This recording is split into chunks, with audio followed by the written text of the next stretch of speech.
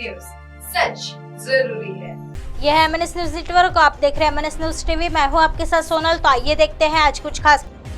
America में मुसलमानों पर बयान देना राहुल पर पड़ा भारी। ओवैसी बोले 1980 में कांग्रेस की सरकार थी।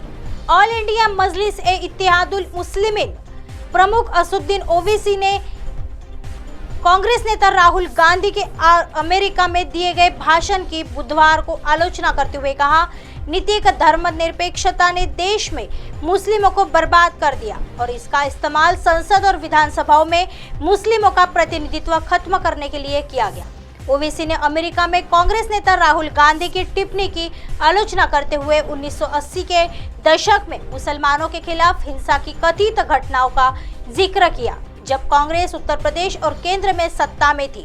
गौरतलब है कि बुधवार को राहुल गांधी अमेरिका के सैन फ्रांसिस्को में भारतीयों को संबोधित कर रहे थे। उस दौरान बे एरिया मुस्लिम कम्युनिटी के एक सवाल के जवाब में कांग्रेस के राहुल गांधी ने कहा था, जिस तरह मुसलमानों पर हमला हो रहा है, मैं गारंटी दे सकता हूं कि सिख, ईसाई, दलित, आदिवासी भी ऐसा ही महसूस कर रहे हैं। आज मुस्लिमों के साथ जो हो रहा है वो ठीक वैसा ही है जैसा यूपी में 1980 के दशक में दलितों के साथ हुआ था। अमेरिका में राहुल गांधी के उस बयान पर जिसमें उन्होंने कहा था, मुसलमान, ईसाई, दलित और आदिवासी यह महसूस कर रहे हैं कि उन्हें निशाना बनाया जा रहा है। ओवैसी ने कहा, यह अनुचित है।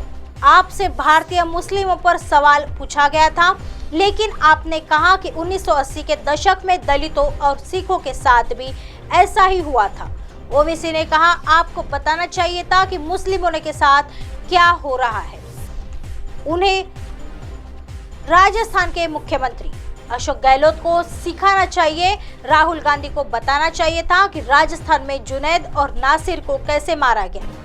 छत्तीसगढ़ में आपकी सरकार ने दिसंबर 2021 में धर्म संसद को प्रायोजित किया, जहां महात्मा गांधी के बारे में गलत बातें कही गई।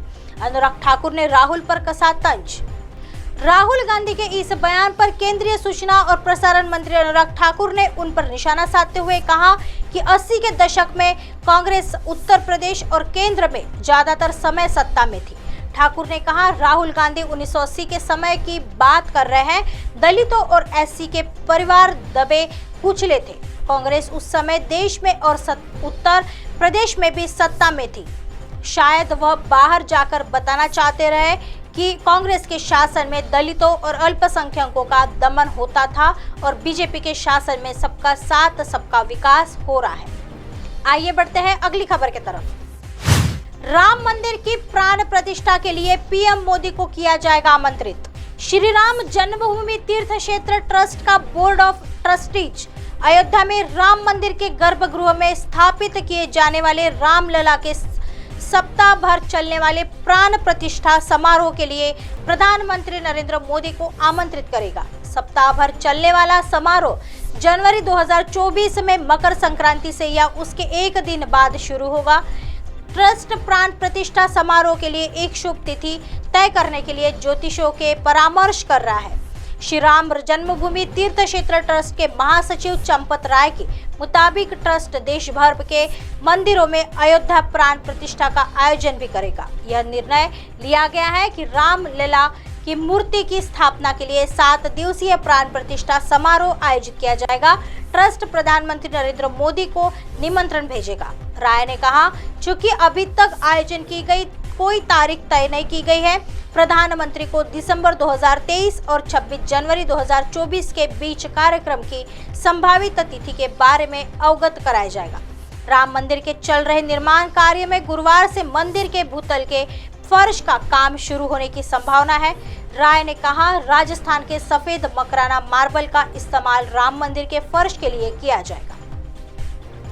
आइए बढ़ते हैं अगली खबर की तरफ। सीएम योगी ने अधिकारियों को दिए झुग्गी बस्तियों के सर्वेक्षण का दिया आदेश। उत्तर प्रदेश के मुख्यमंत्री योगी आदित्यनाथ ने अधिकारियों को राज्य भर में अवैध झुग्गियों में रहने वाले लोगों का सर्वेक्षण करने का निर्देश दिया है। सर्वेक्षण में सरकारी आवास के लिए पात्र लोगों की पहचान की जाएगी और शहरी विकास विभाग, विकास प्राधिकरण, जिला प्रशासन और पुलिस विभाग के समन्वय से किया जाएगा।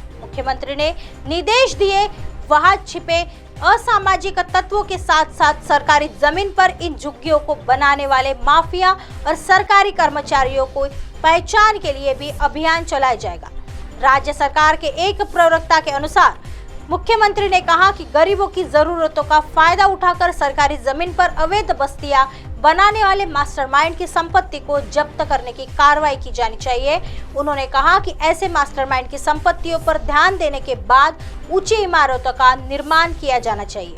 इस कवायद को लखनऊ में एक पायलट परियोजना के रूप में शुरू किया जाएगा।